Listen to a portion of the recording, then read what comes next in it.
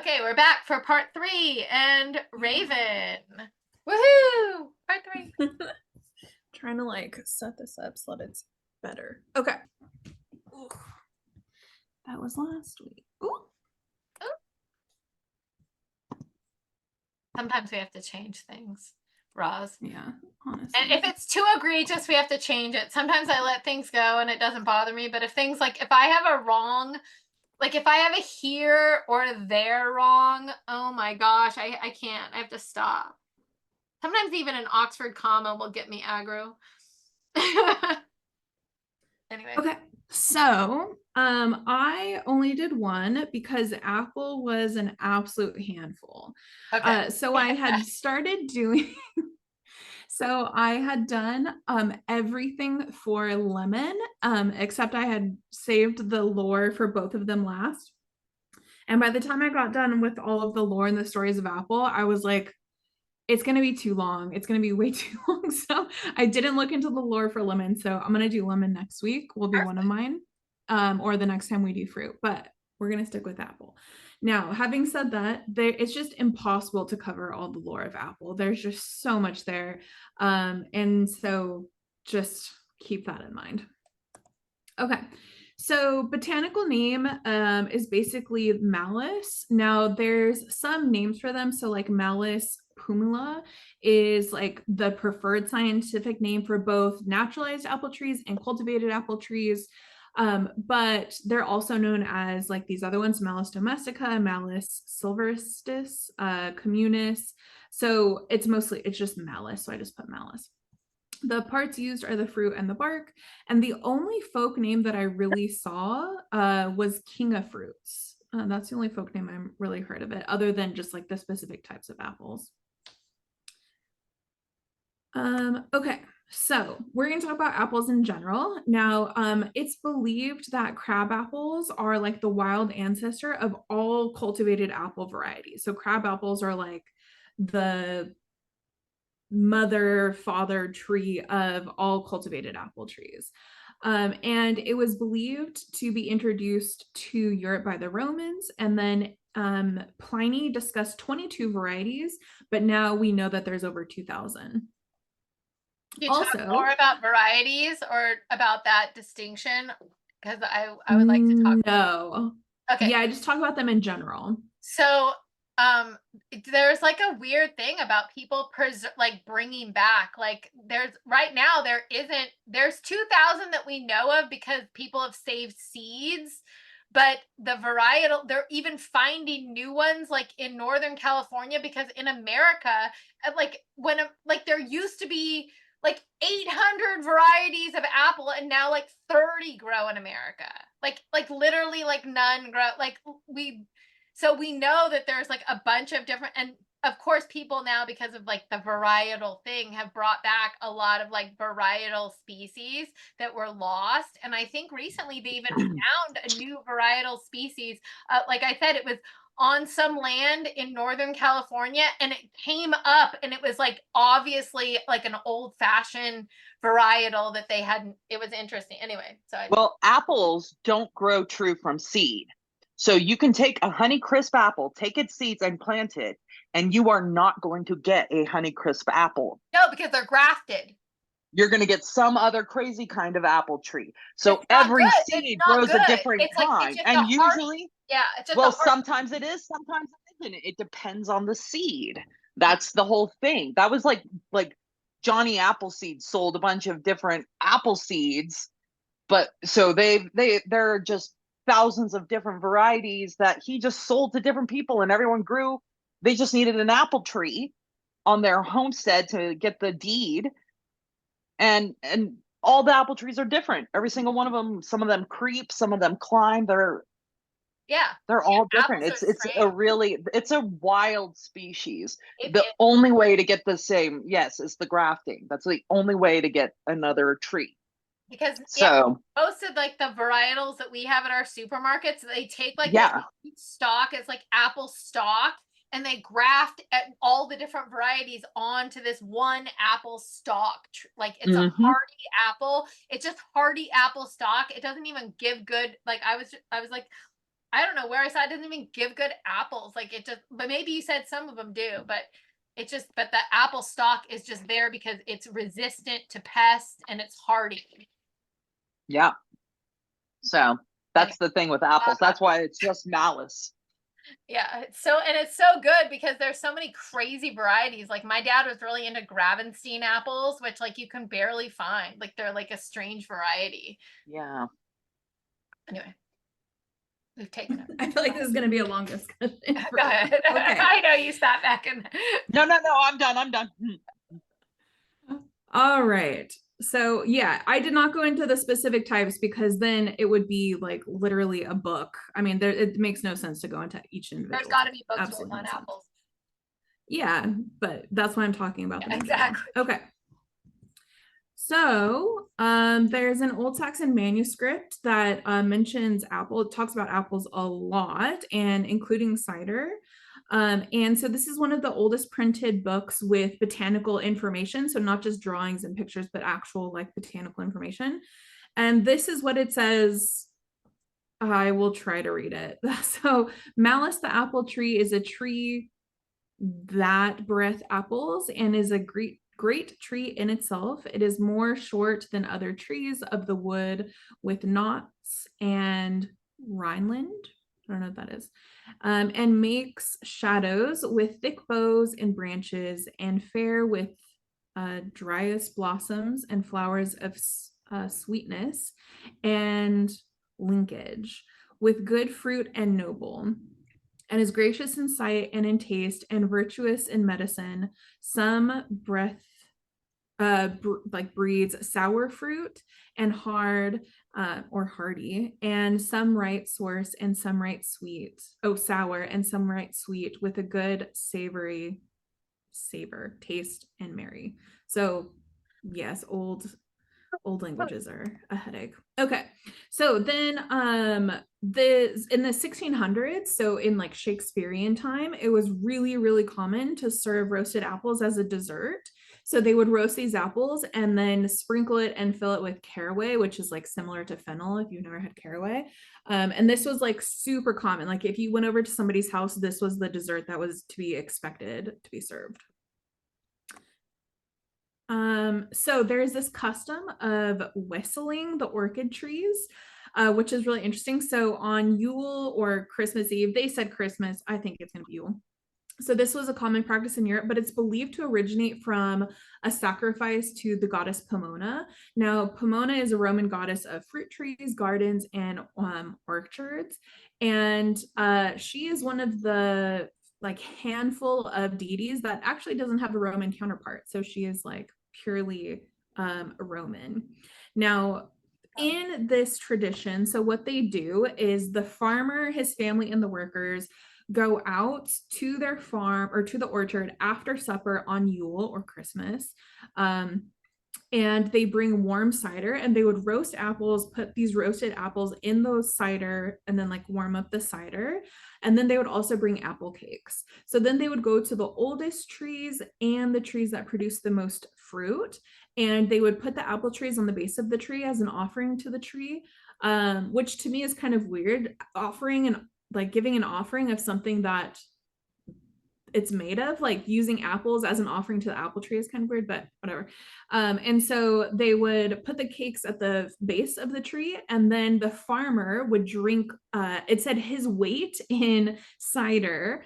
But before he would do that, he would say, "Here's to thee, old apple tree, whence thou mayest bud, whence thou mayest blow. Hats full, caps full, bushel bags full, and my pockets full through, huzzah," and then drink just like an absolute shitload of cider. And then he would go around and like fling it on the trunks of all of these trees. And then this would be repeated 3 times. And then after it was all done, everybody would yell and scream and be as loud as humanly possible. And that was supposed to bring like a good yield for the season, which is interesting. In the Scandinavian saga, Ida, which I don't know if that's your Ida as well, the one that you mentioned. I don't know. Because sometimes, so this is how it's like supposed to be spelled, but because a lot of people can't add like this letter, they drop it. So her name is also referred to as Idunn. I don't know about Ida, but also Idunna is another common one. And so she kept the apple. Oh, also apples are also a member of the rose family, which is another association with yours. So she kept apples in a box to give to the gods. So all of the gods and goddesses would eat these apples periodically to kind of regain their youth. And then Thjassi, the god of winter, steals them and hides them so that winter is now year long and winter is like ruling the world. And so while winter is ruling the world, the gods and goddesses are getting like old and decrepit. And so they're staying in the underworld. And so then Idunn escapes. She finds her apples and then gives them to all the gods and goddesses. They get their youth back, and then spring can now return. Then we have the just huge lore of the apple of the Garden of Eden. Now, I got kind of technical with this, as I do when I'm talking all like Christian stuff, I think. But the word fruit is what appears in like the Hebrew manuscript. And so some possibilities of what's discussed as potentially that fruit are apples, grapes, pomegranates, figs, cherubs, citrons, pears, quinces, and mushrooms. Now, in the book of Enoch, it says it was like a species of the tamarind tree bearing fruit, which resembles grapes, extremely fine, and its fragrance extended to a considerable distance. I exclaimed, "How beautiful is the tree, and how delightful is its appearance." So this sounds like it was kind of like a tamarind tree. Then we have in the Islamic tradition, the fruit is typically associated with wheat or grape. And then in the Western Europe, it's often depicted as apple. I would say, I mean, I don't know. I'm not like in a lot of the Christian groups, but I would say probably here in America as well. And it's believed to actually be a pun or a misunderstanding of the word malum. So we talked about how malum is the Latin like word for apple. And malum also meaning like evil from the adjective malice. And so it's believed that that apple was attributed to the fruit because of this like pun and the take on like malum. But yeah, it's never mentioned in the Bible what type of fruit it is, from my understanding.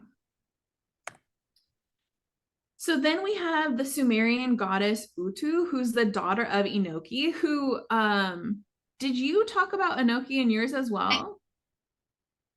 Yeah? No, I did not talk about Enoki. Oh, okay. For some reason, I thought you were talking about Enoki, and I was like, holy shit, there's a lot of carryover. Okay. So Enoki is the god of wisdom, mischief, and fertility, a fertility god, which is interesting. So, Utu is the daughter of Enoki, or Enki, sorry, not Enoki, Enki. And so Enki tries to seduce Uti, his daughter. He wants to have sexual relations with his daughter. And so Utu receives advice from, I forgot to look up how to pronounce this. Ninhursag, who is like the Sumerian mother goddess. She is considered to be one of the most important deities in the Mesopotamian like pantheon. She is like the mother goddess. And so she tells Enki, she tells Utu that when Enki wants to sleep with her, that she should tell him that she would if he brings her fruits. Because the fruits are supposedly like impossible to get. And so she tells him that, and then Enki, he's like, okay, deal. And so he goes, he can't really find them for a long time. So she's successful for a while, but then he does get them. So she specifically requested cucumbers, apples, and grapes. So he finally gets them, and then he approaches her for a second time, but he disguises himself as a gardener and is just like, oh, here you go, missus. And she eats it. And so then she becomes pregnant. with his seed. And so Ninhursag,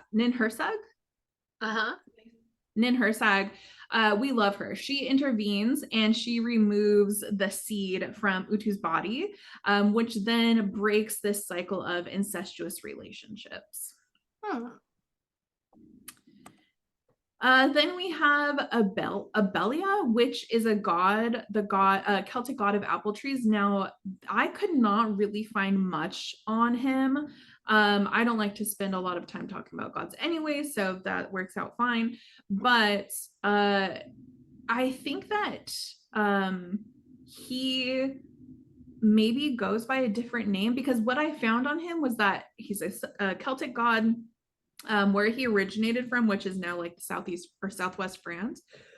But nobody really had any other information on him other than like where this lore originated. So take it as you will. Then we have Freya. So Freya is seen as the goddess of love, fertility, beauty, sex, protection, and war. And so it was believed that Freya would arrive on the night of Yule, and she would go up to all apple trees and she would shake them to bring about a good harvest. And so if people were picking apples within the couple weeks before Yule, that they would leave some on the apple tree for her. Because she would not be happy if she shook it and there was no apples on there. However, it was believed that if you left the plow out, that she would sit on it and it would no longer be of any use, which is interesting. Freya sat in my plow. I know. I love that. You come out and your plow's broken. You're like, dang it, Freya. I know. Freya. So then we have like a Turkish so we have I looked this up. Kyrigs. It's an how do you say it? Kyrigs, I think.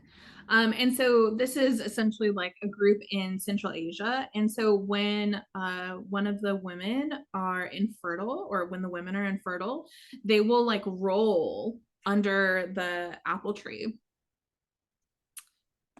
Then we have an Irish folklore. So Conla, he becomes absolutely infatuated with this like fairy maiden who gives him an apple, and the apple is magic, and so every time he takes a bite of it, the apple becomes whole again. So it's like this never-ending apple.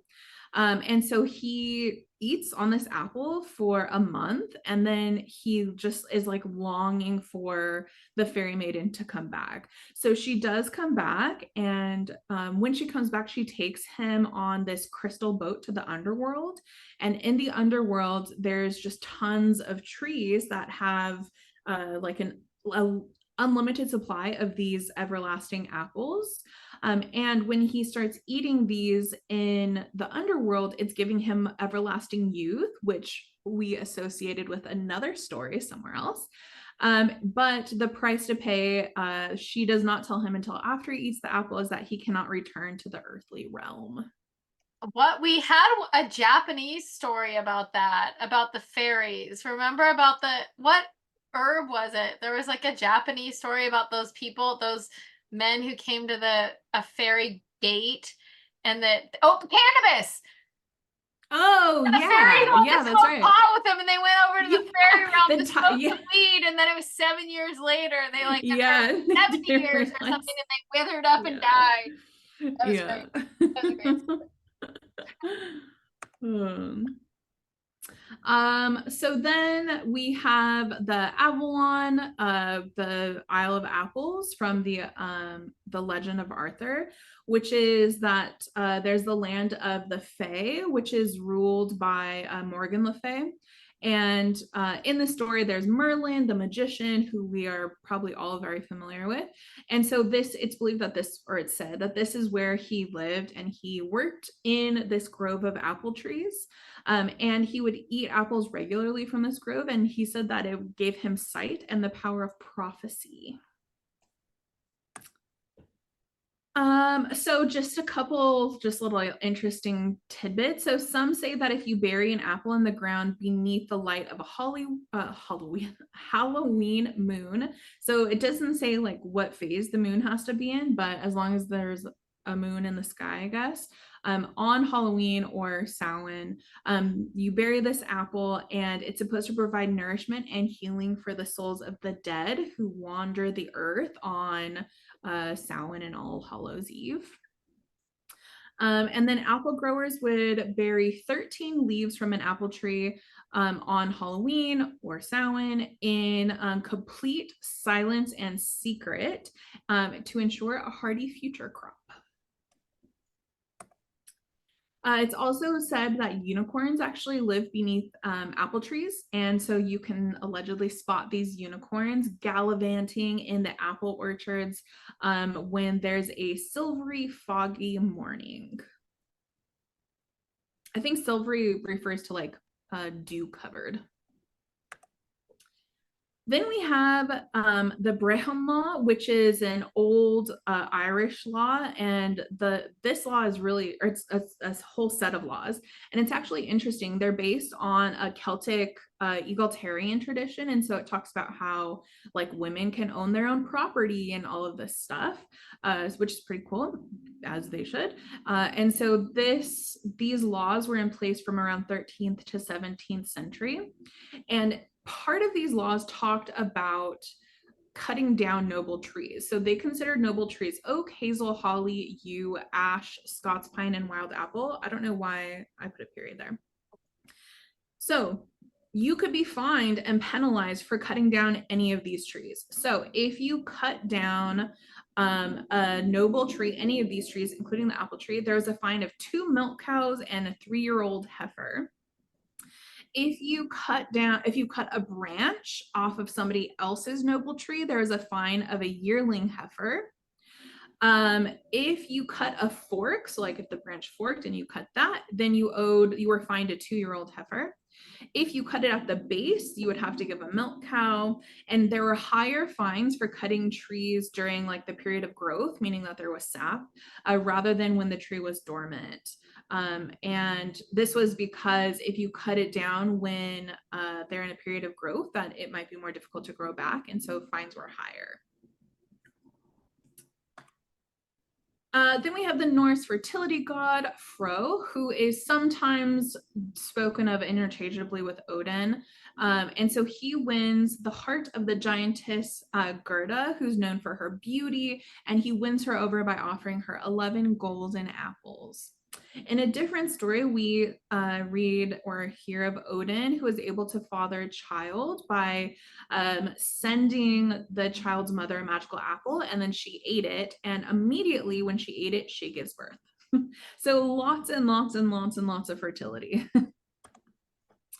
Then we have Greek mythology. And so in Greek mythology, apples came from Gaia, who is the goddess of earth. This is believed where we get the term Gaia. And so Gaia gives golden apples to Hera when she marries Zeus.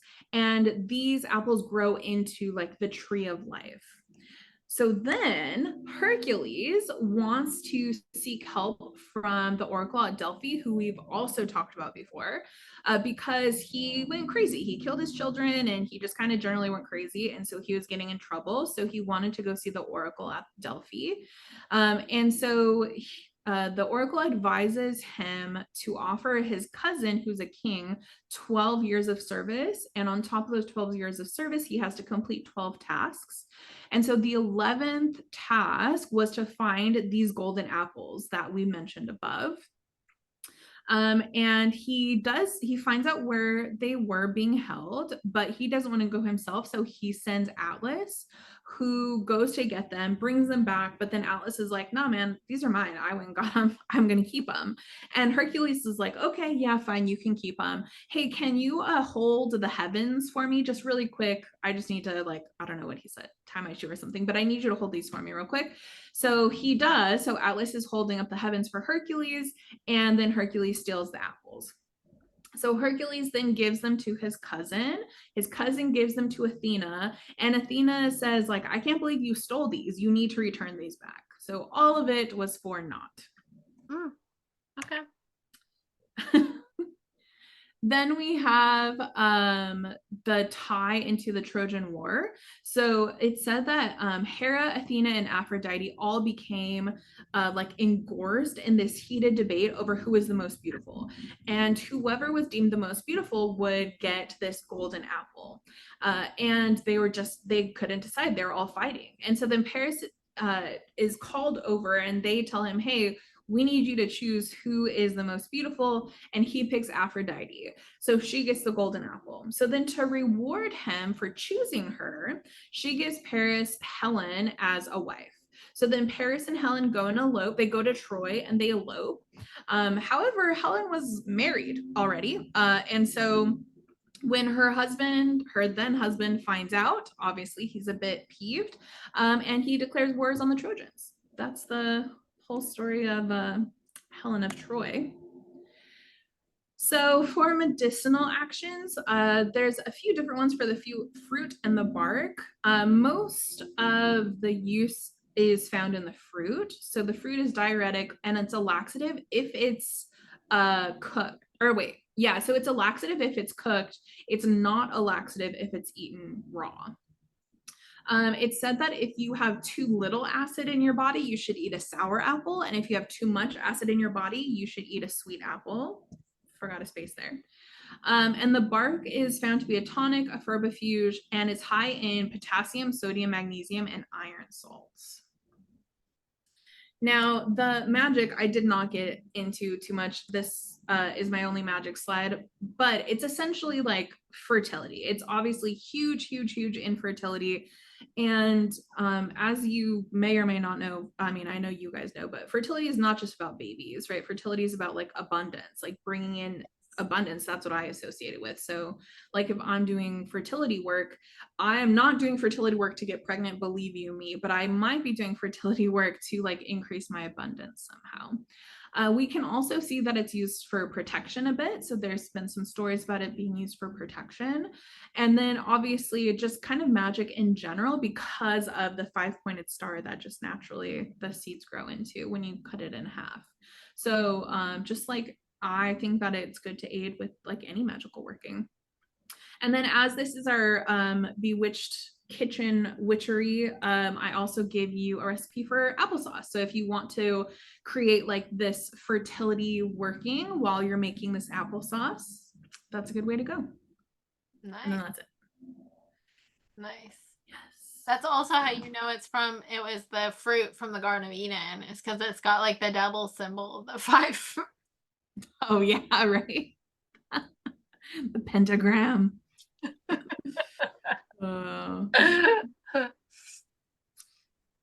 Well, very yeah, lots of stuff about apples. Excellent.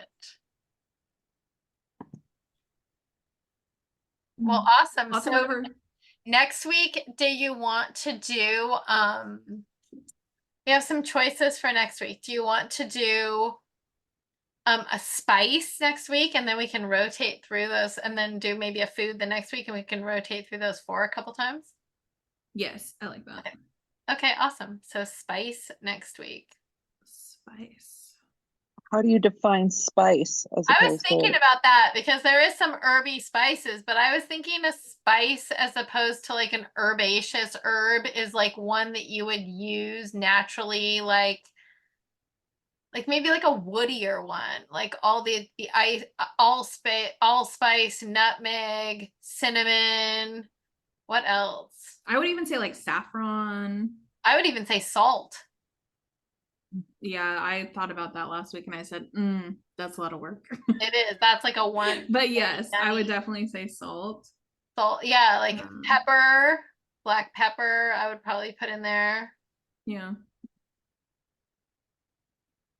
Yeah. So, also, I think that it's it could just be like open to interpretation a bit. It is. It's open to interpretation. So whatever you think a spice might be, I don't know. Probably it's pretty similar to an herb. So I was thinking spice and herbs. It's a fine differentiation. Okay. Yeah, agreed. What? That's pretty much what I figured. I was, you were like herb or spice. I'm like, what are you like? Exactly. Maybe it is too fine of a differentiation. How many spices are there even as opposed to herbs? Well, again, like it depends on what you're calling a spice. I would maybe define it as like, I don't know. I was gonna say you in the kitchen utilize more for like a flavor profile, but I guess sage, we considered that an herb. I know, which I thought maybe was a mistake.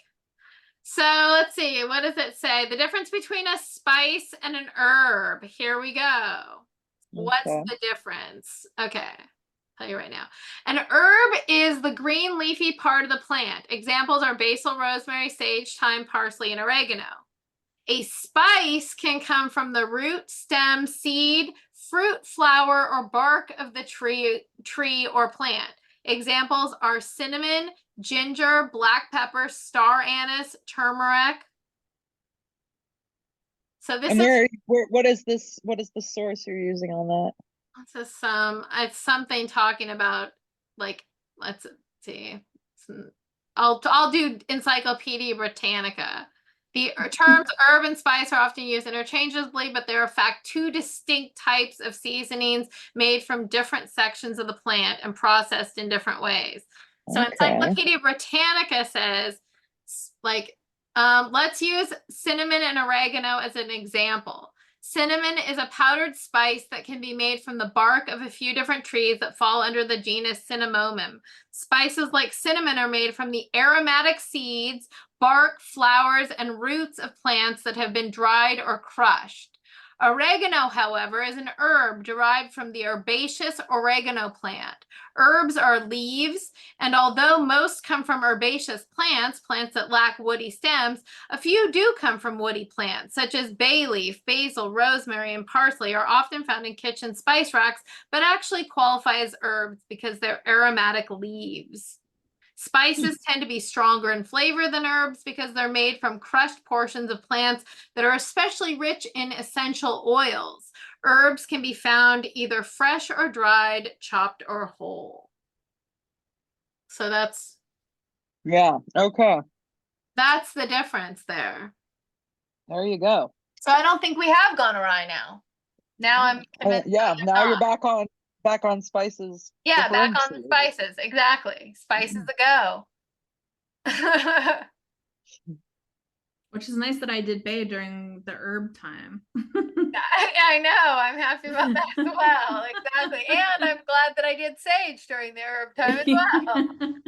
That's what I mean. We like thought that we had gone astray off to a ditch, but we didn't. We did not. Yes. So awesome. Okay. So spice next week. Spice next week. Yep.